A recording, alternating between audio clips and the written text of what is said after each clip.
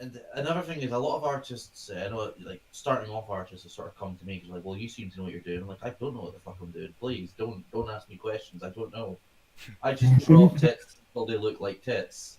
The pairs get thrown in the bin. I just drew a pair of beach balls and drew a human around them. Pretty much. I drew a lamppost, and I draw beach balls, and then I just go from there. Well, I mean, you're not wrong about that. And I tell this over and over and over, but the best piece of advice I got was from an artist who goes by the name of Jolly Jack on DeviantArt. And I asked him, how do you do your proportions? And he said, I don't.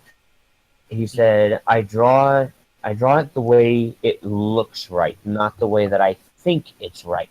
Oh, right. Yeah, that sounds about right. Yeah, so and after that, it was like that little piece of advice, it was just like a lock clicking open in my head. It was like, oh my God, I can draw things now. And I did. And I took like a huge leap from where I was. And I'm like, okay, I know this is technically right, but it looks wrong. Fuck it. It's fixed, and a few lines here, a few lines there, it's done. It's fixed. It looks good now. So basically, that profession, that's kind of what you kind of have to learn is don't draw what you think it should be. Draw what it is. Exactly. Right. Yeah, and that helped so much. Oh my God. Don't draw with your heart. Draw with your penis. Exactly. But always a good way. See, I guess how that can make sense, because if you think about it, so many things in the world, they are what they are. They look like what they are, but they don't necessarily look like what we think they should look like. Oh, yeah. And being honest, with art, the beauty of art is you can exaggerate to all buggery. And granted, some will take it too far, but I mean, the thing is, you look at any sort of cartoon car. I mean, like some good examples would be like Jessica Rabbit's a very famous sex icon. Yes. Like Lola Bunny, which I know one guy in the group I'm in is fucking obsessed with that chick. Mm-hmm. But they're like most women in the world don't look like that. They don't have perfect curves. They've not got fucking perfect bouncy tits. There's imperfections here and there. And I think this is where art sort of runs into problems because, people struggle to draw sort of realistically. They don't draw the imperfections. They draw the perfections and then they just add imperfections as they see, which isn't a bad thing. But I think it's sort of where there can sometimes be a bit of a disparity between sort of real life painters and artists who go out and draw and those who draw more cartoon and anime related. See, in everything you find, be it writing, reading, drawing, there's always sort of like people seem to have like a high brow and a low brow of sort of for example, drawing porn, drawing cartoon characters, that's seen as by some to be quite lowbrow. It's not drawing a bowl of fruit. But being honest, drawing a bowl of fruit, well, to me anyway, is boring. It's like I don't want to draw apples. No, I want to draw a dragon with massive tits. Oh, yeah, it's up Enigma's alley. Oh God, Enigma's found a kindred spirit. Yes. Getting finger blasted by a knight. Yeah. Each to their own. I mean, I have an appreciation for sort of the masters of their time. I love Van Gogh, Picasso. Just sort of seeing. I can't even think of any names. I've just been blank there. So, fucking go me. But you see some of the old paintings. Some people who consider them to be masterpieces, but in their day, they would have been considered wild and lowbrow. Now, I hope to fuck this doesn't mean in 300 years in like a museum in France, I'll have a picture of like a fucking Sonic scene because. Truly, God. That was you mean freaking Sonichu? Fucking worse fucking Cold Steel or something. Yeah, Cold Steel will be a masterpiece in 300 years, along with the masterpiece, the new Shakespeare that is Shadow Blade. just carved into like a gold sort of thing, like a nothing personal, kid. Nothing personal now, kid. Guys, this conversation is making me think that is the Mona Lisa popular because back then it was ironically popular, like I were talking about Cold Steel? Mona Lisa was popular because it was a stolen piece of artwork that got pressed. No one gave a shit about it before that. Nope. Well, and if you really want to know something kind of fascinating, the Mona Lisa was drawn several times over itself, or at least I hear it. Why can I not remember his name? Michelangelo drew or painted or whatever over and over and over that same painting until either he thought it was perfect or he gave up on it. We're not sure which. Da Vinci. See, I Da like Vinci, his. thank you. I like his sort of. I like his work ethic. This'll do. This will fuck it. I'm bored. Yeah. It's like eventually you reach that point where you say, "Fuck it, it's good enough." No, the reason he stopped working on it is because he had to go fight the Shredder. Well, you know what? You know what that reminds me of? Sort of was Terrible. Howard Hughes in his later days. He just got so obsessed over everything. I was hearing this story that he was filming this one scene. They were filming this one scene in a movie. I can't remember That's it a nice is. image. But he kept obsessing over one of the actresses' dress. Like, he just went crazy in his later days. Like, it's just all the stories you hear about him. It's like, I shit you not, there was a story about how Ben & Jerry's like had discontinued his favorite ice cream. So he ordered all this stuff, and like right after it came in, he decided, I don't like that flavor anymore. I like it. So the casino he owned just gave out free banana split ice cream for like a whole year just to get rid of it. Oh god. Who drew that image that you've got of him, the Celestia and the suit? I really like that. I really like the color style. Hang on. Is it me? But that version of Celestia reminds me of that chick from Full Metal Alchemist, the sister to that really buff dude. Can't remember her name. Yeah. Oh yeah. I don't remember. If you're talking about Brotherhood, I have no fucking idea. Anyways, the artist is Nixide Duskoud. It's NXYDE-DASOWKD. Really nice style. I love this particular piece. It looks really nice. Well, and right now I'm just kind of grabbing some references and seeing what I can do for him. Jack, I'll never remember that name.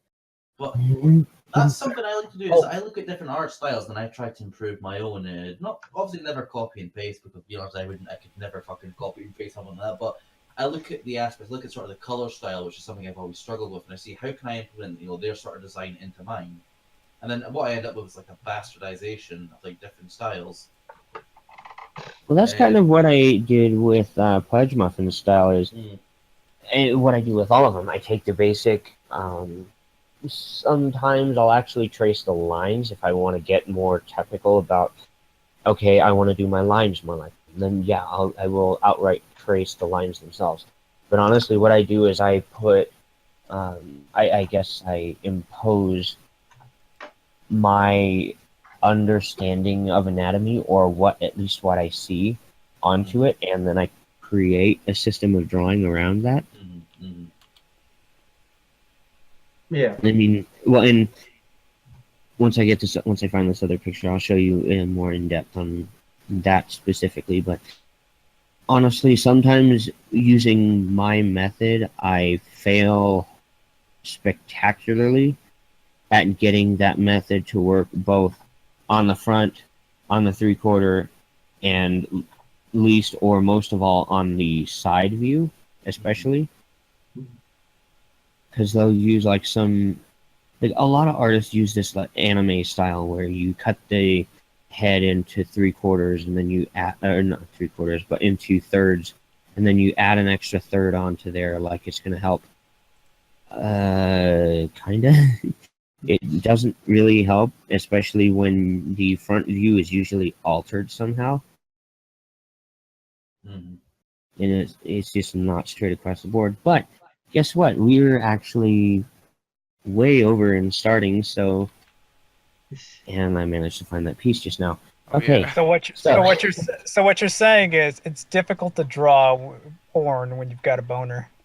No, it's difficult to draw porn after the boner's done its business. Anyways, because you lose the mood. You lose the mood, man. So, anyways, we need to start.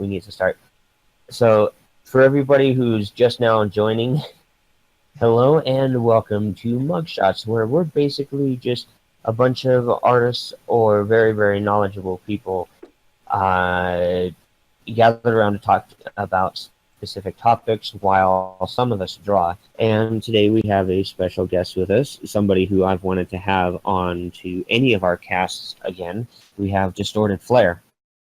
Thank you. Nice to be here. Sorry, I thought you said autists. Fuck, I'm in the wrong place then. Oh God. Oh, you said Oh, God, no. artist. Right. Shit. No, I thought you said autist. Well, I mean, the Barcast is full of artists, so. That is true. Yeah, Insert yeah. joke about the fandom here. I'm not a botanist. I don't study plants. Oh God. Okay. So, in order of descending of our helmet-wearing window lickers, we have Alex _. Hello. Andrew CK, I'm still here. Enigmatic Otaku, I'm not a botanist. Tony Montana, who is our new regular, we hope, Say hello to my little friend. Brilliant. and I'm Was your it host, on- Ravage, and I will try to keep you entertained as well as we do on Fridays and Saturdays. And so with that, we'll jump into our first topic. Does anybody know what it is? Spike. Oh, His little yeah. friend. Talk about Spick. Yes, gotta talk it's up- Spike. we got- It's Spike. We gotta Oh, God. talk about Spick. Oh, God. Well, you would know. You are the about- Spick here. What are you talking about, Enigma? All right, so we're talking about Spike. 3, Oh, 2, guys. 1, go. Oh. Well, I'll put this out here. I've said my opinion on Spike on a few other occasions. I think he's just a poorly written character in the show. He does not belong in the limelight. I hate every episode he's in the spotlight because he just is not written to be there. I don't mind him when he's off to the side or just pops in maybe every now and then. It makes a little shit of himself. Fine, whatever. But when he's in the spotlight, I can't stand him. I don't have the seething hatred of him that some people have, mainly Pencil. But still, I leave it up to the fan fiction writers to make him less shit. That's basically what I do have with Spike. So what we're getting from this is you like Spike. Yeah. Pretty much, yeah. Okay, fine. If Why you're does like it- pseudo love of him, and you're just like you're all soon. Oh, See, God. see, the thing is, this is probably sacrilege, but I actually don't mind Spike as a character. Sacrilege. Heresy. Oh, get the stakes ready, boys. I We got a don't witch to burn. like him. I don't like him in future episodes because I think they, like in most cartoons, they try to go too much for a trope. Haha, he's the clumsy fuck up. But in earlier episodes, he showed to be quite mature for his age. He showed that he could be sort of the calm the fuck down Twilight, sort of like the anchor that Twilight needed in her life when she was freaking out like an autist. And it just seems to be now that she has her friend, it's like, well, fuck, what do we do with Spike? Because now she's got all these other bitches that can give her advice. And Spike's just sort of being, let's just make him the comedy relief. And I think that's a bad move because I think, well, one, he's a fucking dragon. Like, how much can you, like, he's meant to be a mythical creature, a legend, and they've just turned him into a walking fucking punchline. I mean, they constantly conflict because he was her assistant for years. And for some reason, when he was helping out Abigail, he just became a clumsy little klutzy fuck. And it was just like, what the fuck? Right. It's just, they've shoehorn in badness just to make it funny. And I think it reflects poorly on them, I think, as writers. I mean, the most atrocious shoehorn to make Spike terrible they ever did, the writers, was they when I bring this example up a lot, but it's when he smelled his feet. Oh, God. Yeah, and that being the Fuck, I highlight forgot of his about that. to-do list. Fuck. Yeah. I think the worst thing they did with Spike, though, was the pet sitting episode. That's Well- one of my least favorite episodes. Just Well, in and then too, I guess, kind of in his defense, you kind of have to realize that, you know, Twilight is a slave driver, and She is. she doesn't really give him time to do much of anything personal. I mean, right. she doesn't come off that way in the show, obviously. But in many, many ways, it's kind of like, oh, he's a glorified butler or child slave. And Oh, good. Yeah, it kind of doesn't help. Yeah. You know, Okay, no, what would you do? actually, Would you actually have time to write down your to-do list in the middle of a library where you're busy putting away books every second of every day from somebody who is obviously too fucking lazy to do it themselves unless they have a mood where they have to organize? What I don't understand is that Twilight has fucking magic, which is an alicorn now. Like, how hard is it just to fucking, zap her horn and make all the books go to where they're meant to? I mean, no, I'd rather have fucking hard. I'd rather use child labor. I think Twilight probably gets off on the fact that she makes. That's an idea. And you guys know how Twilight gets around the whole child labor thing? How?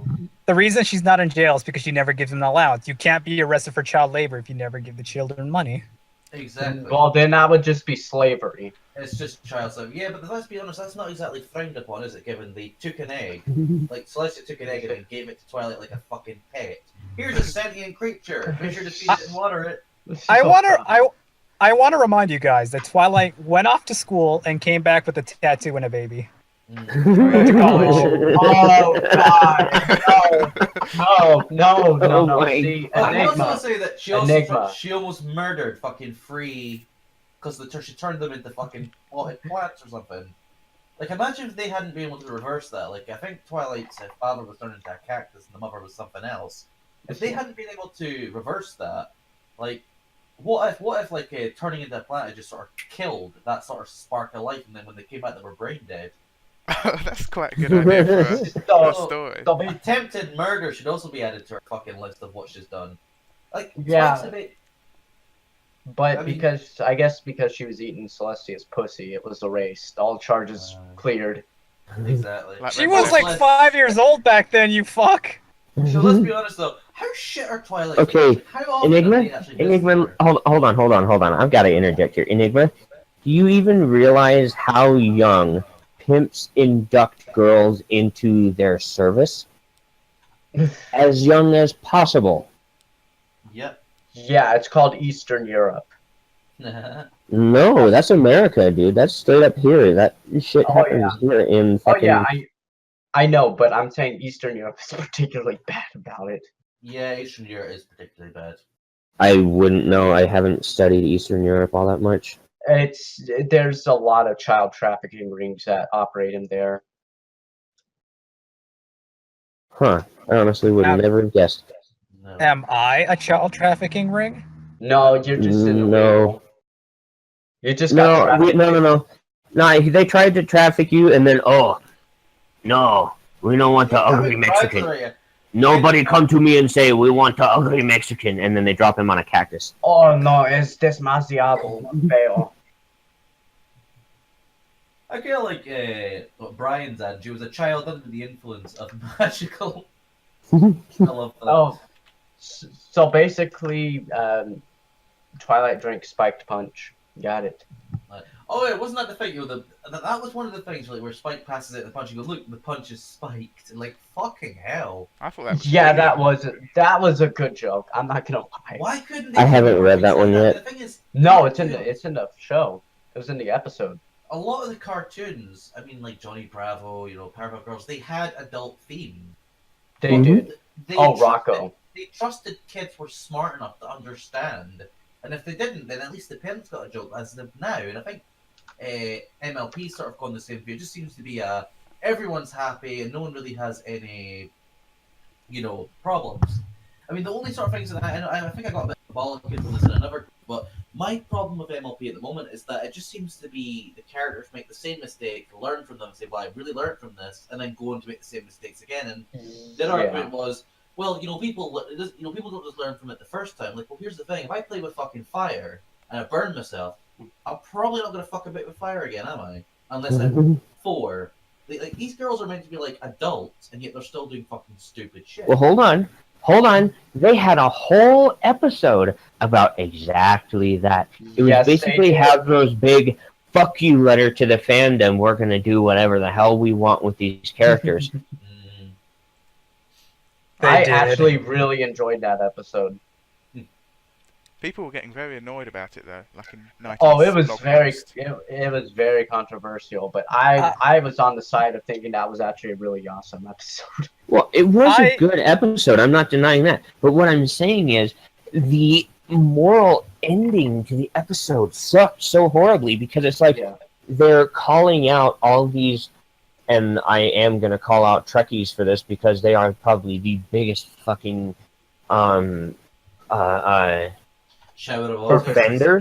offenders of this particular type of you can imagine the overbite, spit talking, freaking this is how it's supposed to be. I can't fucking do it, but but this is how it is, and this is how it's supposed to be. Why does it take so long for somebody to learn a lesson? And my argument would be along the same lines as Hasbro, or at least what they did with that episode and the writers. But at the same time, my counter argument would be, well, do these characters actually have a documented mental disorder that prevents them from learning a simple lesson? No shit. Yeah, I do agree in a sense that it does sort of come off as like they're saying, well, fuck you, we're not perfect. Like, I agree. I understand that they're not perfect. And my argument was never to say that the characters are meant to be perfect and learn, but at least let them learn from new fucking mistakes rather than, oh no, Dash has been arrogant again and got herself in trouble because of her arrogance. It's like, that's sort of realistic in a sense because even as adults, people can always have certain flaws in their characters that they can't necessarily overcome. Look, I actually have a really short temper. I've always had a short temper, and even as an adult, that still gets in the way sometimes. Like there'll still be shit that just really makes me snap when. Oh great! Let's see how far we can push that then. Yeah, let's do it. Oh god. See, the thing is, I understand that. I think my sort of argument is I think only one character has sort of like shown that she can at least admit her flaw, and that's Twilight. I mean, when she becomes a princess, she even sort of mentions that Cadence gave her breathing techniques to stop her from stressing out so much. Yes, but she's the only character that they did that for. Yeah, exactly. The thing is, my argument is that surely one character within like the whole of the Ponyville universe should have at least learned. Sort of like maybe not perfect. I know Dash will always be arrogant, but maybe have her realize early on that maybe she's been a bit arrogant, and rather than it being asshole, I've learned my lesson at the end, everyone forgives me. Maybe have it like at the start or maybe halfway through, she realizes and then goes out her way to try and, sort of get people to realize that she's not an asshole. Well, I think the problem is that they fall under the same problem that most adults fall under, and they say, oh, kids aren't smart enough to recognize this, or kids aren't smart enough to think about this, when that patronizing attitude is actually what's hurting their viewer rates. It's hurting their well, not just the child's learning ability, but like it's on a corporate level. It would be you have to make these people understand through money because that's all they speak. They speak in money. Correct. That is true. It hurts your viewing, which hurts your sales, and not just your sales of, oh, the network's paying you money. We're talking about your sales of toys, your sales of product line. And when one of you gets a wild hair up your ass like a fucking crystal castle, for fuck's sake, destroy the best library that ever existed. Probably the only library that existed. In that whole fucking town. Go figure. And don't get me wrong, as a writer, or at least I'm not a great writer, but as a writer, that's a brilliant plot device. It pushes the character far enough that it forces her to fight. It pisses her off enough to force her into doing something she wouldn't normally do. Right. But at the same time, I loved that fucking tree library. I love tree buildings. That's one of my favorite things to look for on YouTube are Minecraft tree houses because they are so inventive and they're actually natural looking. Without and what did they do? They gave her a fucking fugly crystal palace. Yeah, and it's extremely out of place too. I mean, we want to bring the Crystal Empire back, but let's do it in Ponyville. It's like, dude, fuck no. Build the Crystal Empire in the Crystal Empire. That's and this okay, and I'm segueing away from my original point, but this is the one thing I don't understand. Why can't we just have a character-centric episode away from what we're familiar with? I mean, they've already killed most of their plot devices. Well, they've already killed all their plot devices with the main characters, and they refuse to go off, and they refuse to give Celestia her own episode. They refuse to give Luna her own episode without fucking Twilight being there. Well, in their defense, the Starlight one wasn't too bad, where it was like Twilight, it was like a Celestia and Luna switch cutie marks. Well, I mean, no, it wasn't bad, I like that one. but it was still the Twilight clone guiding them through that episode. That fell out of place, I'll be honest. Like Celestia making like her own breakfast, like by royalty decrees, royalty are forbidden from making their own food. I mean, it's a case of the food has to be tested. Actually, if Celestia makes her own food, then she knows it wasn't poisoned. Yeah, that's the thing though. Where's she getting the supplies from? Unless she's also picking it, delivering it, and then fucking making it from batch. Here's the thing. Yeah. She doesn't fucking know politics. I mean, the thing is, granted, maybe given that the big fight that we see when Twilight's getting sort of sent back in time via Starlight Glimmer, that Sombra and Celestia's guard had a big slap fight. That was sort of like their army. I don't think maybe they'd have the equivalent of like people poisoning the food to try and take out royalty. So maybe I'm looking into that too much, but it just fell out of place. In that world, an assassin's idea of poisoning the food is switching the salt with pepper. The salt with sugar. Well, salt! Still not as fucking salty as the Brony fandom. Oh no, I poured sugar in my soup. Well, I don't know. I mean, if you've ever eaten any of the Campbell's name brand soup, that's kind of what they do. They put sugar in it so it tastes better. That is true. Still tastes though. But yeah, when it comes to the stuff that concerns about how there's the kind of annoyance of a character repeatedly having to listen to the same lesson, that's kind of why I know not everyone likes Starlight Glimmer and things like that, but that's why, at least conceptually, I like the idea of bringing in new characters as part of the status quo, so that at the very least, if they think there's a need to continually reiterate a lesson, there can be at least a sense of continuity and growth, and that you can have the previous generation passing on these lessons, as it were. See, I thought Season 4 really missed out on a good opportunity. I mean, they keep bringing back fucking Crystal. It's like, look, either have her do something incredibly evil, or just don't fucking bother. The worst thing she's done to date was kidnapping everyone, and she did actually very well at it, but then at the end she just became a fucking retard, and then all her subjects just went, yeah, okay, we're good now. It's like, well, no, they've committed crimes. Is this how it works? It's like, yeah, I know I raped and pillaged and murdered, but I've learned my lesson now, so unfortunately that seems to be the point of My Little Pony in general, is that, oh, you learned the lesson, okay, it doesn't matter if you were Hitler. As long as you recognize the magic of friendship, everything is forgiven, even if you sabotage the weather system. The biggest thing I've got is like, Generation 1, T-Rex was flat out fucking murdered, just about. Like, he got fucking blown to bits.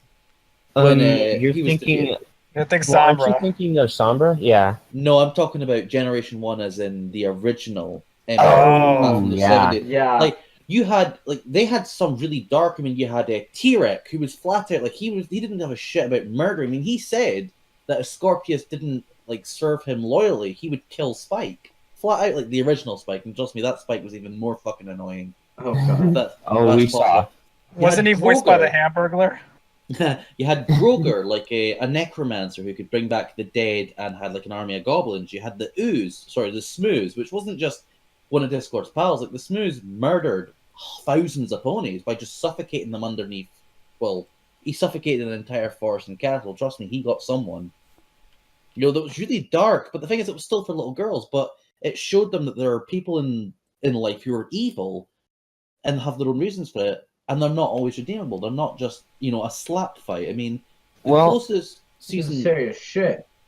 Well, I would equate it, honestly, to probably one of the best lines of the recent Batman movies, with Christian Bale, and that's the second one with the Joker, when Alfred says, "Some men just want to watch the world burn." Mm-hmm. And there are people out there like that. I mean, hell, I think 80% of the human population is total shit and worse than dirt. But that's just my opinion on people I've known, people I've passed by, people I've talked to, and it has more to do with I just don't get along with a whole hell of a lot of people. I'm not saying 80% of the world's population deserve to fucking die. I'm just saying I don't like them. And I think that's kind of one of those things where on one hand, it's kind of nice to think of the idea that, you give people a chance and maybe they'll show they can. On the other hand, yeah, sometimes in reality there are just people that you can't help them.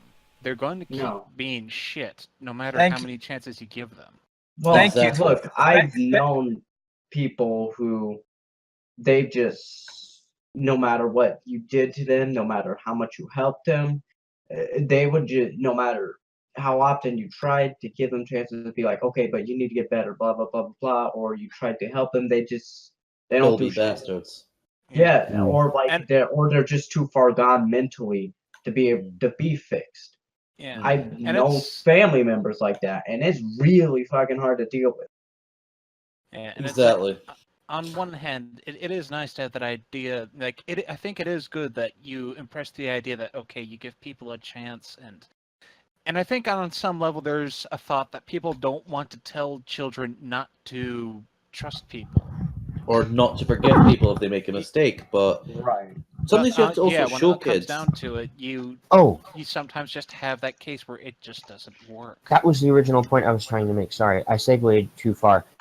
One of the things I was going to say was, with the way they're taking the episodes and having them relearn lessons, points to exactly what you just said. They're trying to teach kids lessons, but the problem is you don't learn adaptability through repetitive motion. No. You don't learn how to deal with a problem when it presents itself in different ways if you've only learned how to solve that problem in this particular setup. And only mathematics works that way. Everything else does not.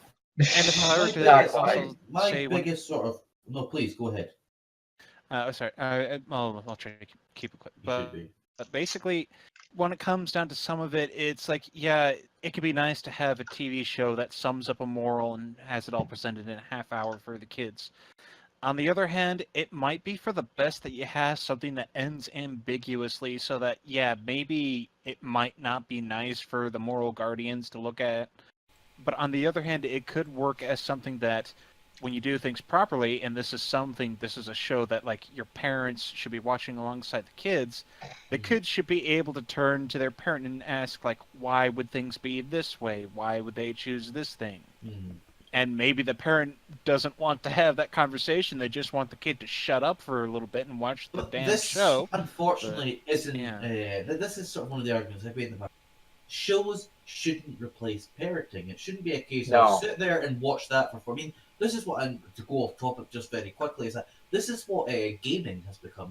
Where people play Call of Duty, the new Battlefield, Grand Theft Auto, where parents are just giving their kids Xboxes, letting them go free, and just saying, right, there you go, and that's their sort of version of parenting because they're too busy dicking about on their phones. And this isn't to speak bad of parents. I mean, I know there are some great parents, and I know a lot of friends who are great parents, but it seems to be becoming more of a theme of, games, TV shows are teaching kids when parents should be. And as a result, TV shows are almost getting lobotomized into simple messages of black and white, good, evil, no in-betweens. And the very rare shows where you do get a bit of grey, it's diluted. It's demonized. Pretty much. And can I interject here? Of course. Another thing is, look, growing up, as I said, I had anger management issues. I still have a pretty short temper at times, but another thing is I have Asperger's. So for the longest time, I had trouble communicating properly with people. there were a lot of things people tried to do for me. You know, I tried to ask my parents and therapists and, you know, role playing and shit like that. Mm-hmm. The best thing for me, and I know this is not always the case, obviously for kids this definitely isn't the case, but as they get older, the things that probably help teach them the most is just going out there and experiencing the real world for itself. Exactly. And living life itself. My experiences in my life, that has really what's helped teach me the best is and here's a really fun thing that I can say from my own experience.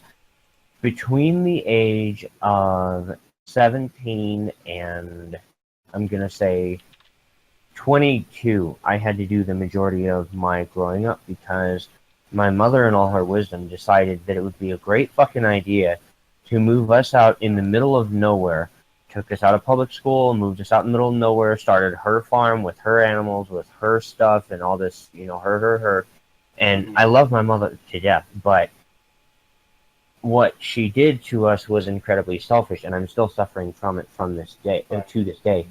And, you know, it's a lot of it too is these parents have to learn not to be selfish about their kids or even about their own interests and so on. But you know, I don't know. It's I guess it's one of those things where when you're someone like me and you have to grow up very fast in a very short amount of time, you have no grasp on the real world. No. Yeah, it fucked me up for quite a while. You know, I was on antidepressants because, you know, I'm a very literal person. I'm a very literal thinker. You can probably just tell by the way I'm drawing the fact that I'm breaking this down so I can understand it. I didn't understand the world. I didn't understand people. I didn't understand how things actually work. All I really understood was what I was told, and even that was kind of sketchy at best. Mm-hmm. So, you know, real world experience is definitely what you need, but I wouldn't say just jump right into it either, because had I done that, had I just jumped into it, you know, I wouldn't be where I am today. Hell, I'd probably be dead because I did something stupid that I didn't understand. Right, no, and I'm not saying you need to just, hope, mate. You don't need to just throw your kids out in the real world, obviously, but the thing is that as they're growing up, you need to make sure they're more exposed to the real world. Like, this is the thing. And not shelter them. Exactly, and that's the problem. There's some people who they feel like, well, you know, my kids, they really, even when they're like in their teens, they really can't be exposed to all this violence and shit, or this drugs and or sex or whatever. Themes, exactly. And the problem is when they go out in the real world on themselves, they are going to be just so shocked because you've put them in a shelter and they realize, no, it's not this perfect little bubble, this perfect little pure utopia. No, the world's really, really fucked up. It's really perverted. It's really violent. It's opportunistic. I feel like people underestimate what children are capable of understanding. Oh, definitely. Thank you for saying that, because I was about to segue into that. Yeah. You don't drop a child in the deep end and expect them to swim, you know. No. By all means, don't mock them and don't patronize them, because patronizing is one of the worst things you do. Oh, you're just a child, you don't know any better. I like to think kids have a greater understanding and definitely a better understanding of empathy than a lot of adults do. But as long as that's nurtured, I think, you know, kids will do fine. Here's a good example. For anybody watching, and even for our cast here, how many of you have seen the movie The Breakfast Club? It's quoted as being one of the best movies of its time. It's simply for the fact that it took, let's see, I think 6 kids from different walks of life in a high school. And yeah, our you know, you say high school and it's, oh my god, you know, I don't want to deal with that drama. And no, it's not high school drama. It's like I just said, 6 kids from different walks of life, and they're essentially stuck in detention together through extraneous circumstances. You know, you have the preppy little rich girl, you have the knife-wielding bad boy, you have the asshole jock, you have the weird girl, you have the smart weird boy, and I think I'm leaving somebody out, but I don't think I am. So that makes what, 5 of them? Right, that's fine. Yeah. So anyways, you take them from these different walks of life, very, very relatable walks of life. You know, they're not the normal kids. They're not the kids that just get by. You know, they're these kids that they are in, I guess, the deepest part of their walk of life with people that are similar to them. And essentially what the whole movie is, aside from comedy and kids being stupid kids, is there also are quite a number of very, very serious moments in there where they are, you know, they're telling each other, hey, I am not this person you think I am, or that thing that you see me for, this is why. And they're not even really explaining it to, you know, be, oh, you know, I'm a badass. They're you know, they're clearing up a misconception because one of them said something stupid, or, you know, one of them's acting in a very particularly stupid way that bothers everybody else. And it's a wonderful movie. I mean, the stereotypes are so heavy in it, but it is an absolutely wonderful movie. And at the movie, the director quoted a line, and I don't know if he quoted it as from somebody else or if this is something that he said, but it boiled down to kids understand more than we give them credit for. You know, these kids, they do understand what's going on around them. They do understand what you're talking about, what you're saying, what you're doing. They know this stuff, you know. There's no point in treating them like they don't know it. Well, it's like, you know, I mean, we really underestimate certain things around kids, like, you know, topics about death. You know, what if someone in your family is abusing drugs? You know, oh, kids can kind of figure out, even at a relatively young age, not like, I'm not saying like 3 or 4, I'm talking more like, you know, 8 years old, something like that. They can, I think by then they really have some sort of understanding that for some reason adults really just don't want to give them credit for whatever reason. Well, adults are afraid, you know, I'm sorry to say, but most adults are really, really afraid of knowing that a kid understands them. Of course it is. And it's a thing where, yeah, okay, kids don't know everything. They're still developing, but that's kind of the thing about being a child. You are still a being that is geared towards figuring things out and trying to adapt to this world you've been placed in. Yeah. Indeed. Definitely, yeah. Fuck, we've not half got into it. We've got very, very Are we still on insightful Spike? Yeah. Jesus Christ! Yeah, we are.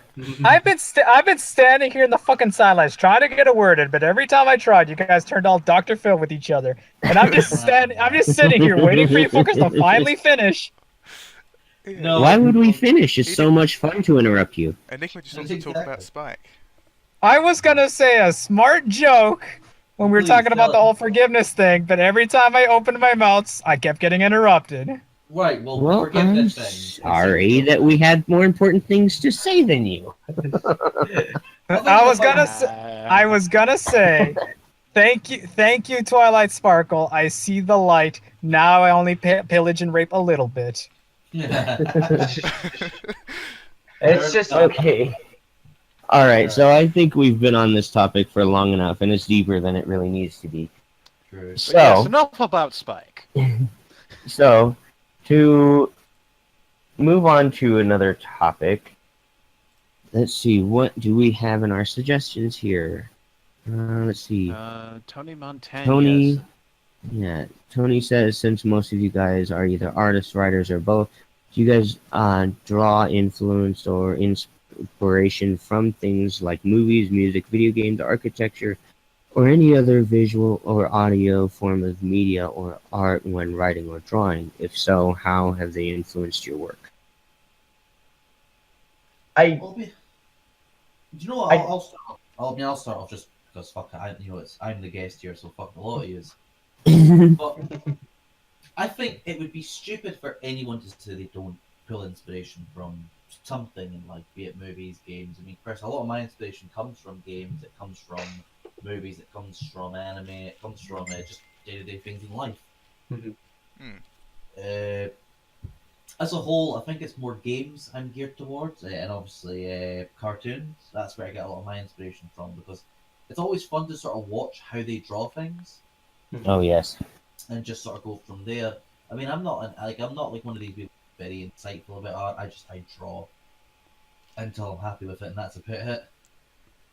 But all in all, a big thing where I get a lot of my inspiration from my friends. You know, there's a couple of good artists I get my friends. There's Puss. I get a lot of inspiration from him. I get a lot of inspiration from Mr. 101. I get from Drakar, a couple other artists just who I'm friendly with. And it's just, I look at their styles, what is it they do right, what is it they do wrong, what are they really good at, and then I sort of try to, not emulate, because I always like to try and do my own style, but I sort of see where they've gone right and then try to follow those guidelines, and then sort of improve on the ones that they didn't. And vice versa, I'm quite sure that works for a lot of people.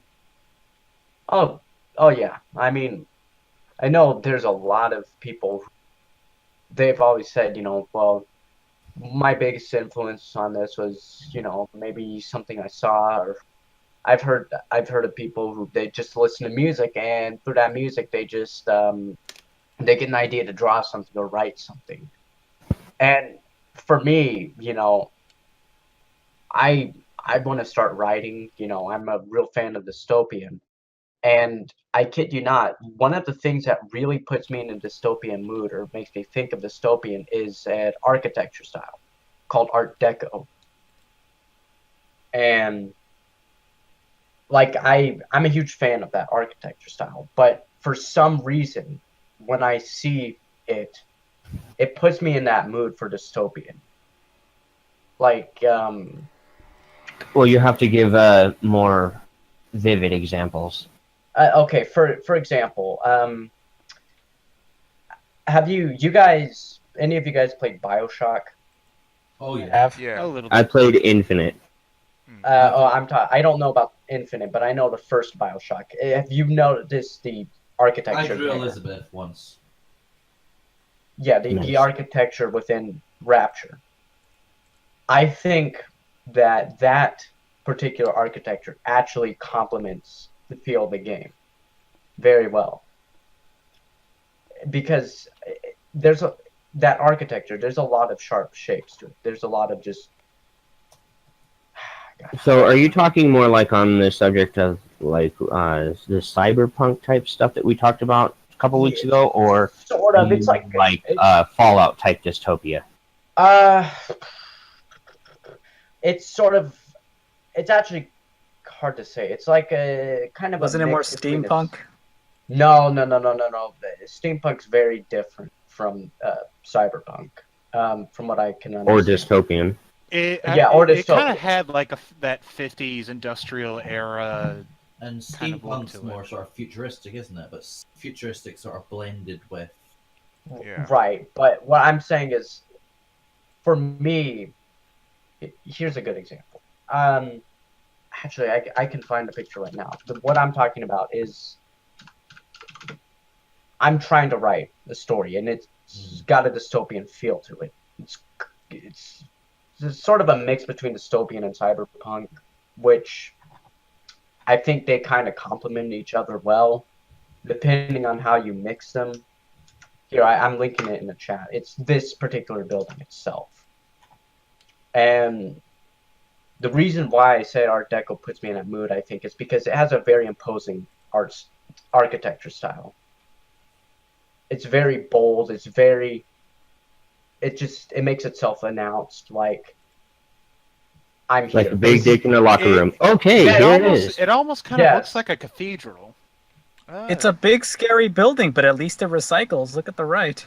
God, yeah, it's very imposing. Yes, that's the type of architecture I'm talking about when I'm saying it puts me in a dystopian mood. It's very imposing.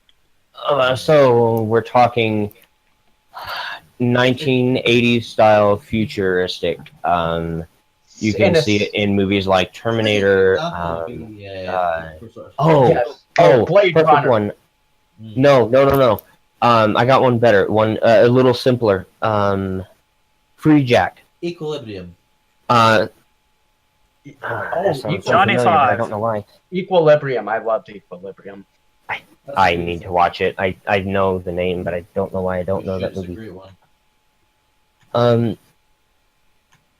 So let's see. Going on to influences. Who wants to share next?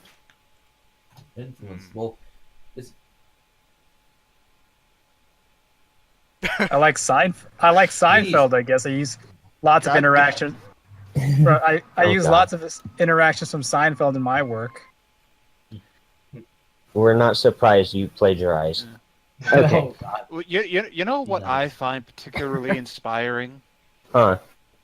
Subscribing to the Oh Barcast. god. Oh, God, yeah. Okay, yeah, it's time for us to shill. Is it? We have to shill. Chills. Okay, so we're surprise, surprise. We are now sponsoring an actual horse. We finally hit our $50 mark on our Patreon, which none of it goes to us. None of it goes to any profit to any member of the Barcast or in the chat. It goes to a horse rescue farm that I cannot remember the name of in California, and we finally hit that special mark where we are supporting one actual horse from this rescue farm.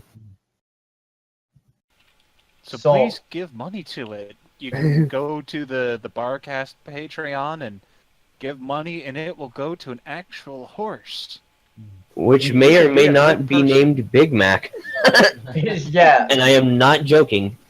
No, I know you're. Awesome. So And- yes, you can claim that you personally help Big Mac. You help Big Mac, and I'm sure if you donate a ton of money, then that means Pencil can buy the horse and just put it in the closet with Priest. Yeah. We can get him on Where he mugshots. belongs. Okay, and for a short segment for the rest of the shilling, Oh, some of us here have Patreons, and yeah, if you like our work, if you like our bullshittery on here, please go subscribe to it.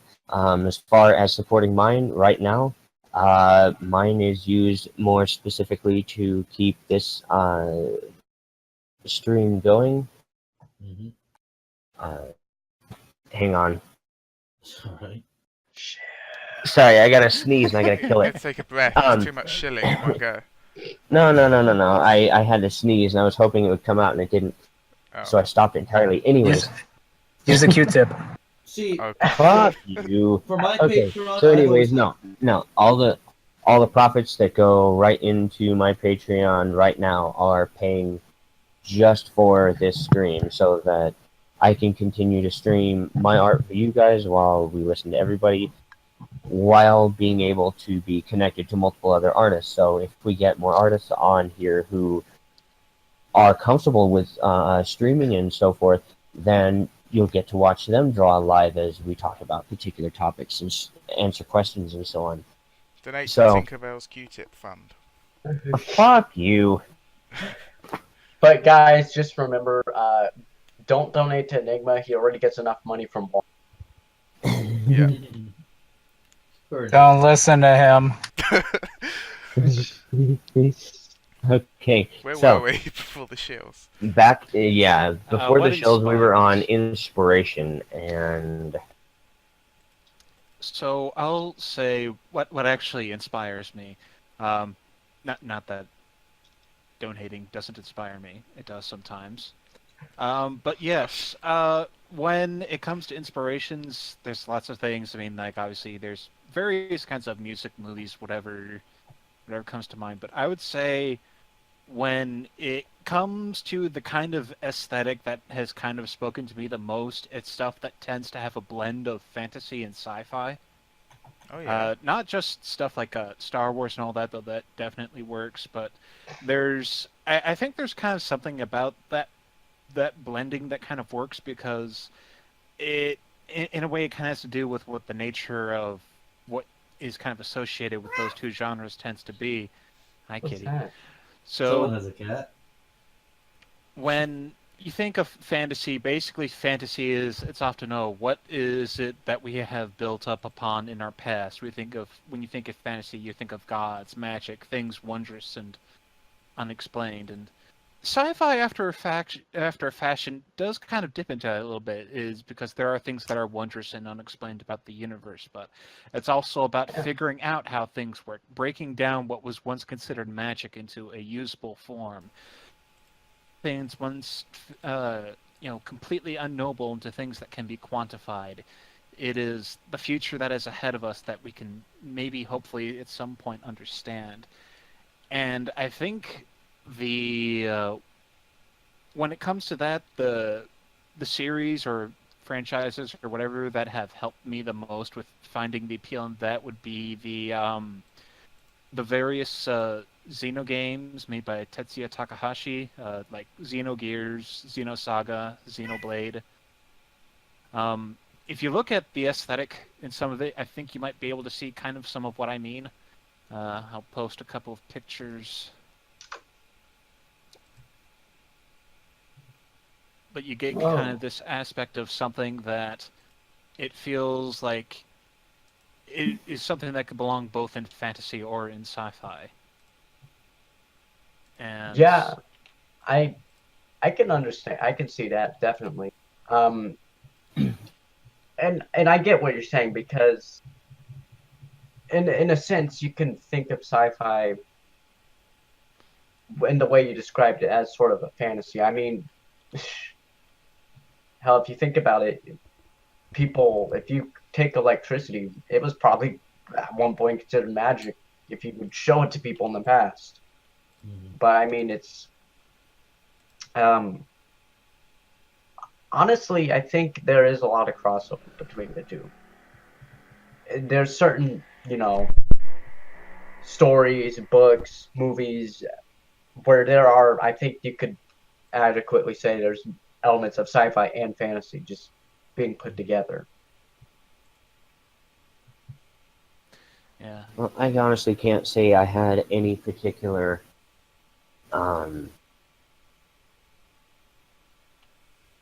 influences on my art as far as even for as much as I love things that came out of the 80s, a lot of the things I grew up with and so on and so on. I mean, yeah, it did influence what I draw, but not so much how I draw it. I mean, obviously, I'm drawing ponies right now, and I'm redrawing some stuff that Pudge Muffin did so that I can refine my own style a little bit, pick up a few things, and strengthen other things that I am weak in. But no, there's a lot of stuff that I wish I did draw, not so much that I could, but that I did draw, Yeah. Oh, there's so much that I want to draw, and I do not have the time, and usually it's like, why would I draw this when I can go online and find an image just like it, if not better than what I can do, So that's kind of the killjoy is like, oh, well, I'm really into this, but I can already go online and find other stuff like this. I mean, if I didn't have access to it, yeah, I'd be drawing it. But because of the internet and because of having access to it, I think I just don't, because it's already there. So the internet shattered your dreams, Rav. No, it's more like it shattered my drive. Ooh. So I just draw what I don't see or what I want to see that I don't. Kind of like that. The Nightmare Moon Cuddles pick that I did. Right. Nobody did a list, like a cuddle drawing of Nightmare Moon, because Pudge Muffin had all these, and they're cute as all hell, and then WW Brothers had these Pony Simulator comics, and I absolutely love those. But nobody really did Nightmare Moon, and it's really, I don't know, it's not frustrating, but it's kind of Nightmare Moon is best. disappointing. Oh yeah. Yeah, it's just like, why hasn't someone done this? And honestly, that it's kind of which is why I did it. It's kind of nice something happens like that sometimes, even if it isn't nice, in a way that, after a while, you can take a look and go, why hasn't someone made this thing? This needs to exist in the universe. There's a lot of businesses stuff. Yeah, I know. Like Dragon The Tales. same thing the same thing actually could be applied to writing. It's like, oh, this story hasn't been written. You know what? I'll do it. Oh yeah. Oh That's god, I've got very 20 stories just like that, and it's like, fuck, I don't have enough time to write this. See, there's been a story I've been wanting to write for some time, and the idea was behind sort of like a Rule 63 with Twilight, Dust Shine, and having it so that date in Flash Century. Now I know before people go ape shit, it would be. I was more thinking about it was sort of like a Rule 63 Flash Century, sort of being an abuse sort of relationship where like Dust Shine's actually being abused. And the idea behind it was sort of like showing how he dealt with it, how he sort of it wouldn't just be he gets abused once, then he kicks his ass. It would sort of like be a prolonged fic about sort of how he sort of like each stage of dealing with it. And it's almost like the 5 stages of grief when you're being abused. You deal with it like the denial, you deal with the anger, you deal with acceptance, and so on. Yeah. I just thought, fuck it, that might be an idea to go with. And also because I can draw, I can always do artwork for it. Oh, nice. Yeah, you should. You make this relationship sound like Dustshine cries during sex. Well, maybe he does. Well, okay.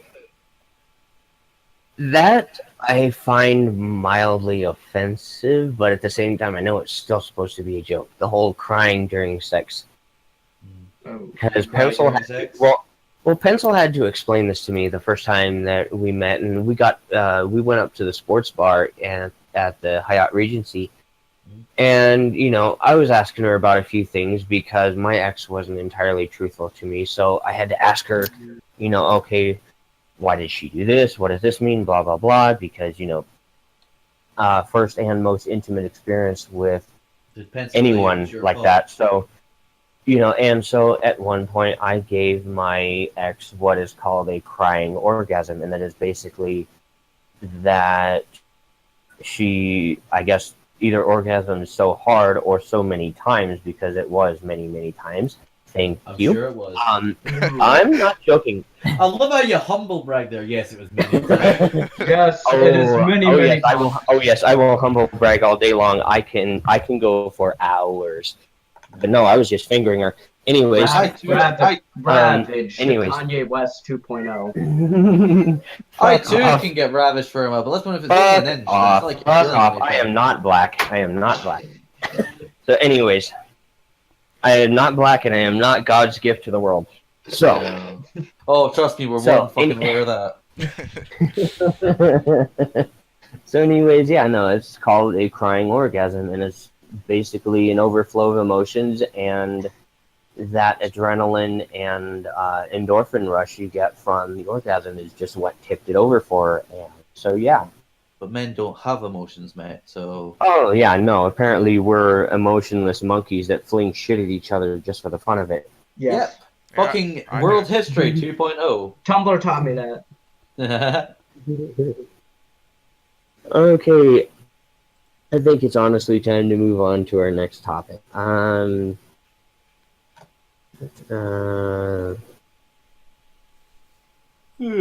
we got one from Cyber. Oh, this will be good. I don't know any good suggestions. I'm only a gamer. How about your guys' first computer? What was it like compared to now, and what did you do on the computer? Like, he really needs to fucking ask that question. Well, I didn't actually get a computer till about 8 years ago. Up to that point, I always drew by hand, so I was actually quite late to the whole computer thing. Actually, no, it might have been 10 years. Didn't own a computer, never had to. I was quite happy just being a gamer. I wasn't really interested. I only doodled when I could be arsed. Didn't really... I just wasn't really that interested. Then obviously... So you just didn't have a computer at all? So nope. you weren't really on the internet or anything? Nope, not really. Nope. Wow. Oh. Yeah. People are always horrified to find out, but no, for the most part, I was more just... I had a PlayStation 2 and Nintendo 64 when I was a kid. And even into like the first year of college, I just didn't really... If I needed to use a computer, the family had a computer. I didn't really use it, though. But my own actual personal computer, I didn't get that till about 8 years ago. That probably And then just from there, I sort of took to it. I realized how much easier it was to draw, to get rid of mistakes, so on, so on, so on.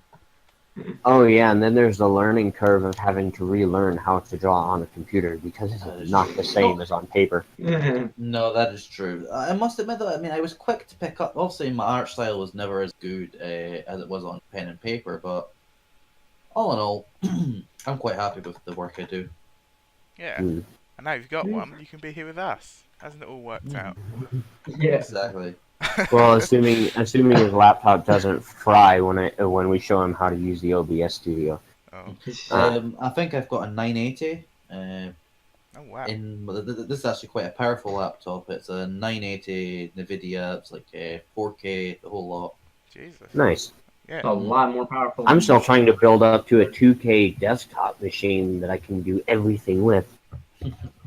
Just because it's cheaper. Oh, All it right. makes a noise when you turn it on. I'm not sure it's meant to. That's about the most interesting feature. Yeah. My first my computer. computer used to make a fucking horrible racket when it would start up. Yeah. So hoping to replace that soon. It's like screaming. God. Oh yeah, the jet engine startup. That's always fun. Yeah. Okay, moving on to our next topic from Uetol. More nudity, show some tits or more nude female bodies, and don't be afraid of an occasional male penis. Are penises in video games threatening? Does any of you read comics and Marvel in particular? Have you read Karnak, made by Marvel? Carnage, maybe? Oh god. So, guys, we do need to answer the elephant in the room.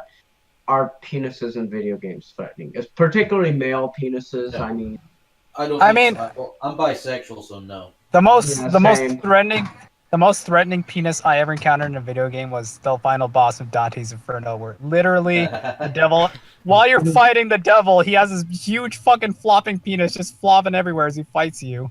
I don't remember that.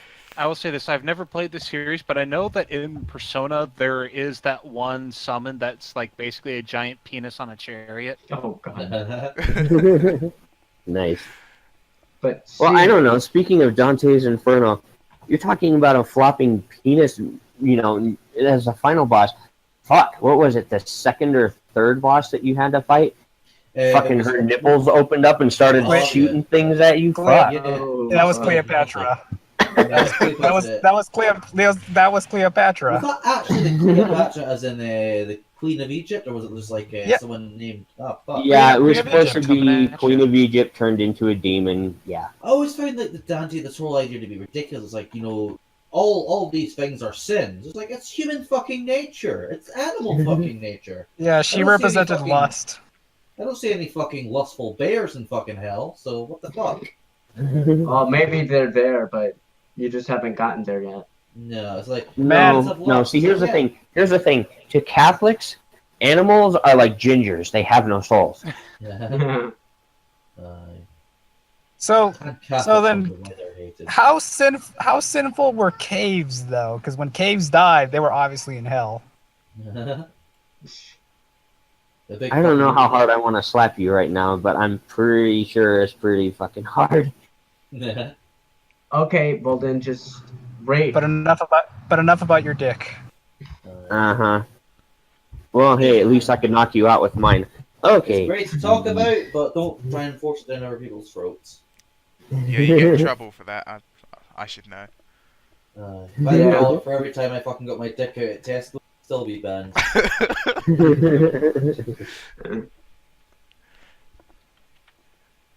Oh, good. Okay, what was that? So next questions. Alright, let's go ahead and move on to the next topic, because this one's going off in some weird directions. Mr. 101 says, what makes you want to write or draw? Fuck, attention mostly. For me, it's honestly... Granted, I really don't have time to write, and I don't quite know how I want to start, but I just get story ideas. Like, for instance, on fan fiction that I've just never seen anyone attempt before. And I'm just thinking, you know, honestly, fuck it. I just want to write it because I want to write it. Have fun, Just put an idea, a story out there that, hey, if other people like it, cool. To me, horse fame is just petty.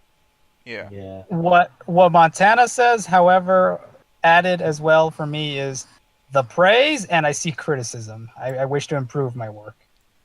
Or do you just want to provide material for people to fact to? Obviously, A it's lot- happening. a- I kind of A like. lot of future doctors weren't born because of me. Or do you just want to write shit so that people want to hate you? Because that's kind of what it seems like right now. Okay, and I will say. I know for me personally, what makes you want to write or draw? It depends on what it is. Like, if I draw something because I want attention, you'll definitely know I've done it. If I draw something for me, you'll never fucking see it unless I actually want to share it. So, Rav, do you just show your art out when you pay attention? Yeah. Pretty much, yeah. Donate to my Most Patreon, artists you do. guys. Oh, fuck. That's Show. something I don't actually make as much money as I probably could, and that's because I only keep my art up on Patreon for about a month, and then I just chuck it onto our website for free. Because I'm sort of the opinion that art shouldn't be kept behind a paywall. Even though I do want to make cash, I'm happy with anyone who's willing to give cash, freely. Honestly, I keep mine behind a $1 pay just because it's kind of like adding an extra security for age restriction, I guess. Yeah. No, I can understand that. I mean, it's $1. yeah. If you've got a bank account and you can afford $1, it's not going to kill you. Can I just send you 1 peso instead? Fuck no, you can send about 3 million of them because that's about how much a peso is worth for $1. Yeah. Half an apple. Hey, it could be worse. Rav could be asking Bitcoin. That's like thousands of dollars right there. Yeah, 1 Bitcoin I think right now is running like $2,800. More like $4,000. No. It hit a height of 4,000, then it dropped down to 2,800. I haven't seen it go up yet. Jesus, last time It's like the week was like 4,600. Let me check. So, yeah, it's kind of crazy, kind of like the stock market. 3,800. Yeah. Oh damn. Well, and so you have to understand too about Bitcoin. You're not working with it in single Bitcoins. A lot of people go into the millionths or billionths of bits. Yeah. Just to make payments because it's worth that much. Mr. Oh, go ahead. Yeah, I know a guy who was trying to get someone a commission from someone, but the artist was fed up with PayPal, so they were only accepting Bitcoin, and they wanted like 0.0002 Bitcoins or like 0.002 Bitcoins back when it was worth like $4,600. I'm like, God, I've never seen a denomination that low for any currency. Yeah. Yeah, it's kind of crazy, and it's way too in depth for us to get into on this. So the next I don't thing. even know how to get fucking Bitcoin. You know that, I've never that technical. I'd be fucking. Okay. Well, I'll give you the basic rundown. Bitcoin, originally, what you did is you use your computer's processor, graphics card, or if you've got one, an ASUS, which is a unit, it's a processing unit that does one specific thing and only that specific thing. So anyways, what you would do is you would do what they call mining, and your system solves a problem that somebody has put up in an encryption, right? So you're using your system to crack an encryption or solve a problem depending on what it is, and for how much you do and how quickly you do it, you get more Bitcoin.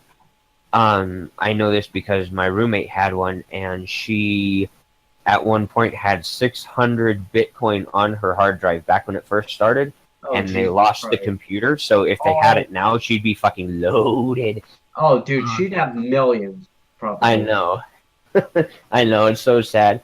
But anyways, so that's how you get Bitcoin. And then you've got these miners that buy things with Bitcoin or trade with Bitcoin. And the reason, and you know, the fact that it has actual real world value is astonishing, honestly, because it used to be, you know, you could get, you know, a couple hundred Bitcoin in a day just because. And it was just kind of a hobby thing.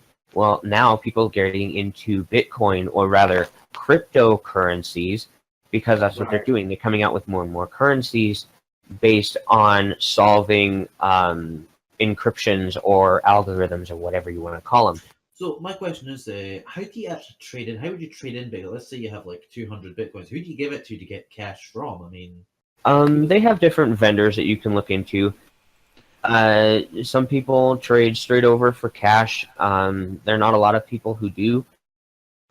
Mostly because it's either very complicated or extremely it makes you extremely vulnerable if you don't go through the right company. Because I tried to get into it at one point, and I'm debating on whether or not I still want to. The thing is, though, in order to get a like a Bitcoin wallet, in order to get a wallet to hold these cryptocurrencies, not just Bitcoin, there are probably 300 other cryptocurrencies out there, and there are always new ones coming up. You have to send them a photocopy through email of your ID or passport. So it's just like going to a regular bank. Yeah. And that's the part I don't particularly like about it, because that puts my very, very personal piece of identification on the internet for anybody to intercept. Not necessarily for them to use, because these banks have to be trustworthy. Otherwise, you know, FBI and all that other fun stuff is going to come down on them.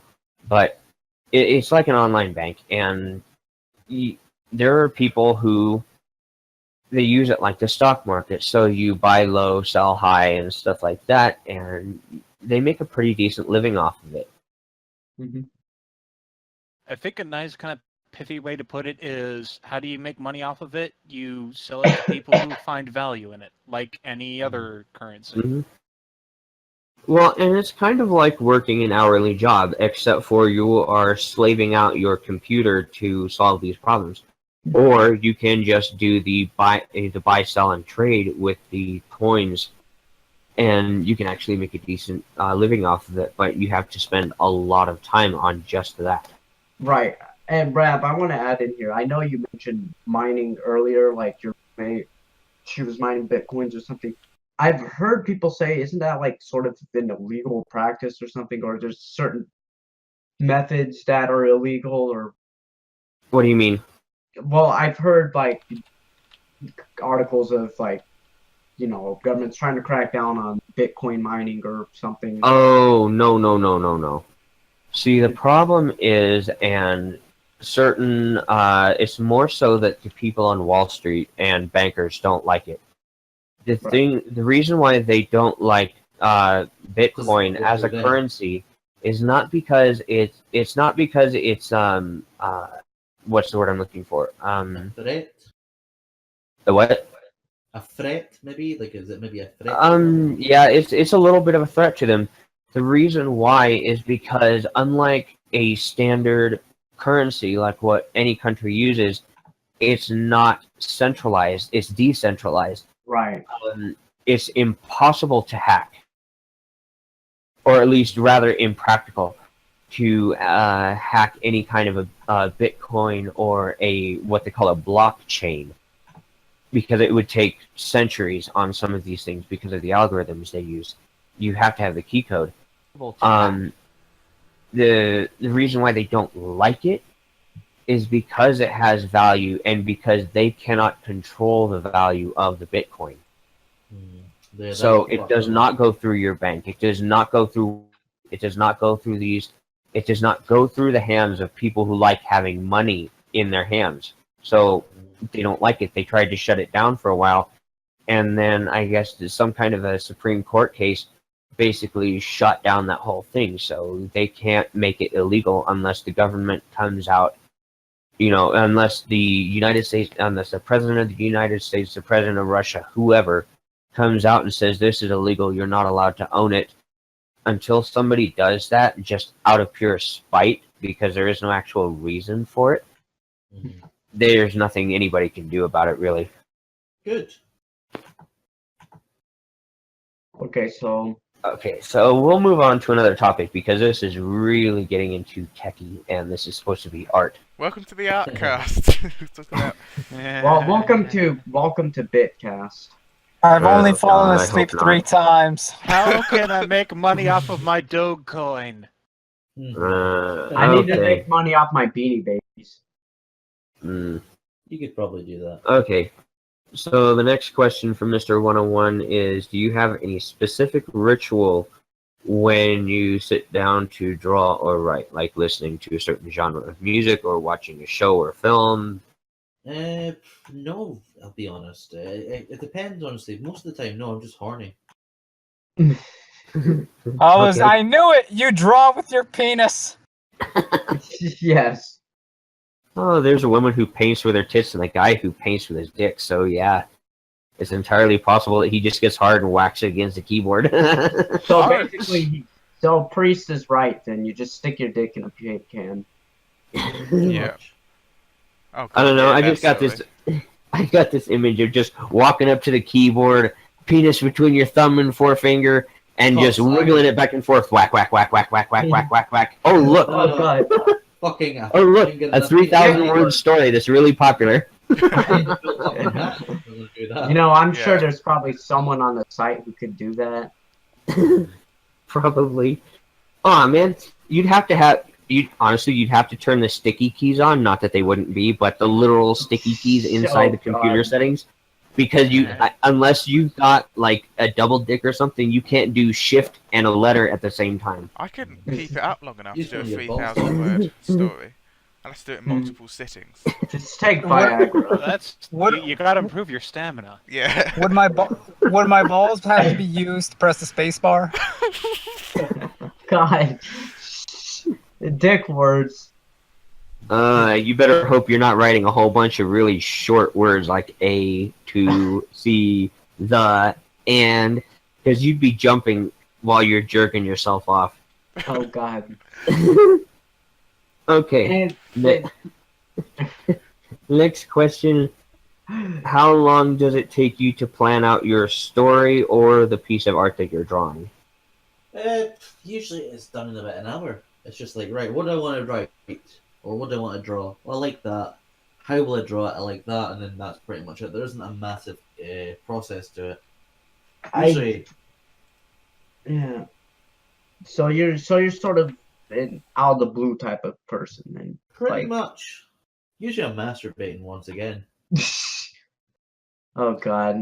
We're not going down that route again. I'm joking. All right, Tricky Dick, what are we drawing today?